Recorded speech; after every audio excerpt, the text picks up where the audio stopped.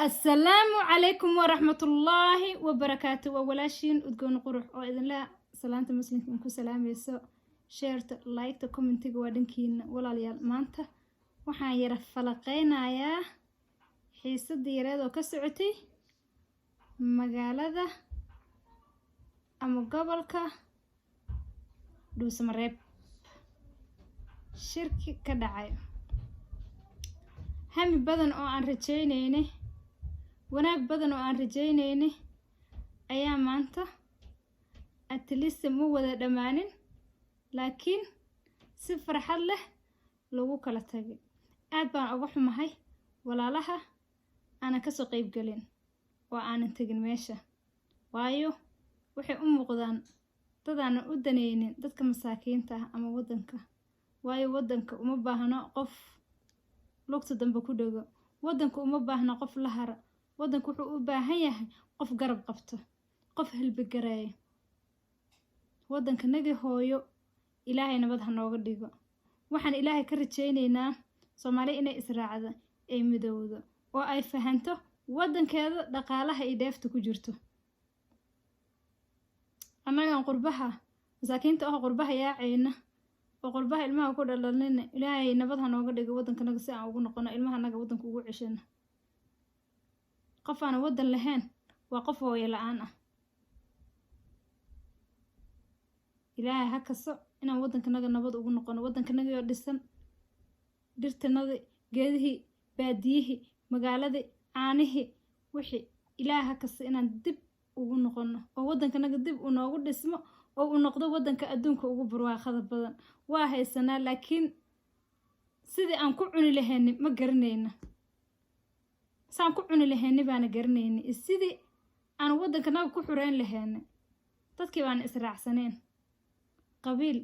iyo qabyaalad iyo rafaad ayaa dadku ku dhex jiro ilaahay ha naga qabta qabiil iyo qabyaalad Soomaali ayadoo awalba qabiil aan ahayn oo wiil iyo abtigiis ahaa hadilina waxay ku wadaan qabyaalad iyo qabiilna waa qurun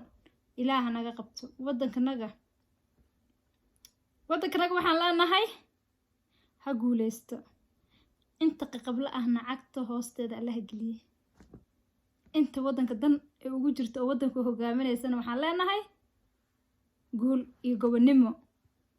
gobonimada wax loo dhinto sharafta wax loo dhinto xishoodka wax loo dhinto xaragada wax loo dhinto iimaanka wax loo dhinto diinta oo lambar 1 ah waa in loo dhinto waxa intaas jecel inta jecel ee samaha jecel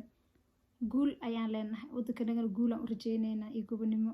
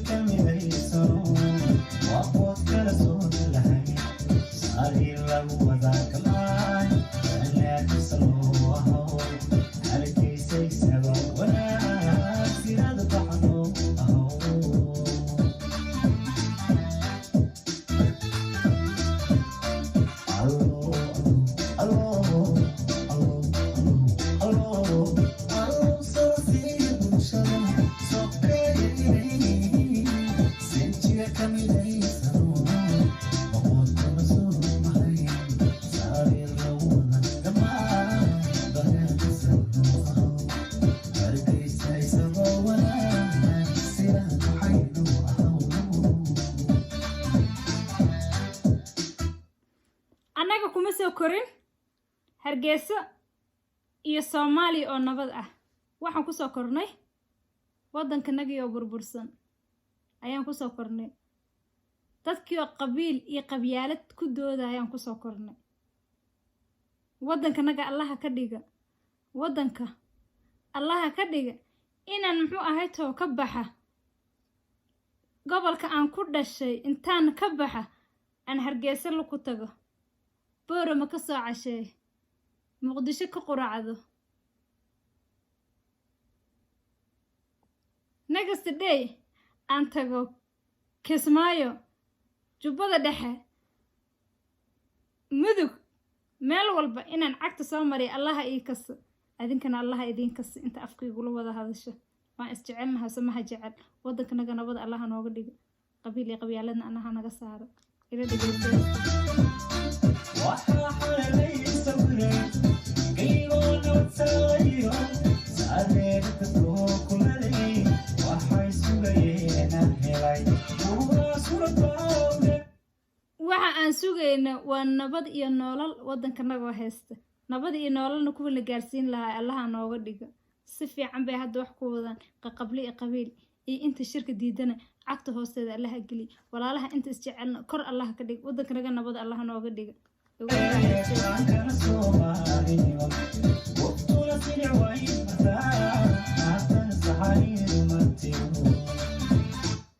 madaxda inta hadda isku raacsan halka mowqifka isku raacsan ama isu samreysa oo u samreysa shacabka maatada iyo dadka iyo xoolaha adduunyo iyo duwaagba iyo dadba u samreysa oo muxuu ahay to waxayna laqi karin xitaa inta awgeeda u laqaysa gab waa tihiin gobtana silac way martaaye iska dulqaate insha Allah xagga rabbi baan guul ka sugaynaaye ila dhageysto waxa xalay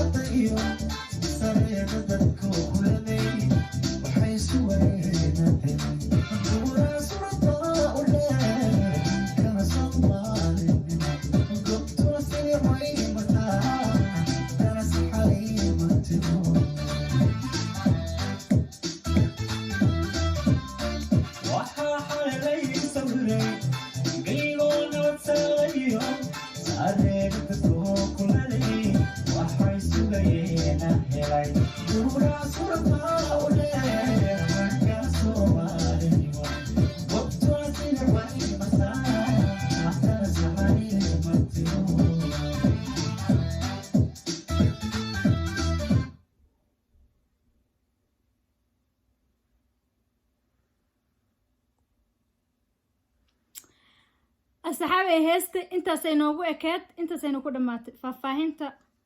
waxay ahayd heesta inaan faahfaahiyo because inaan Soomaali ka hadlaan rabi laakiin inaan Soomaali ka hadlo love it aadaan u jeclahay intay gala jecel ama samaha jecel Soomaali samaheeda jecel Soomaali horumarinteeda jecel qabiilna aan rabin haade gobol kasta oo Soomaali ah inuu subaxi taga ka soo quraacda ka cashay nabad iyo nolol ku seexda rabana taageero gobonimo idin leeyahay share-ta like-ta comment-ga waa dhankiina waa anigoo ah udgoon qurax walaashiin love you aan kiga tagaa wassalaamu calaykum inta hawada ku kulmi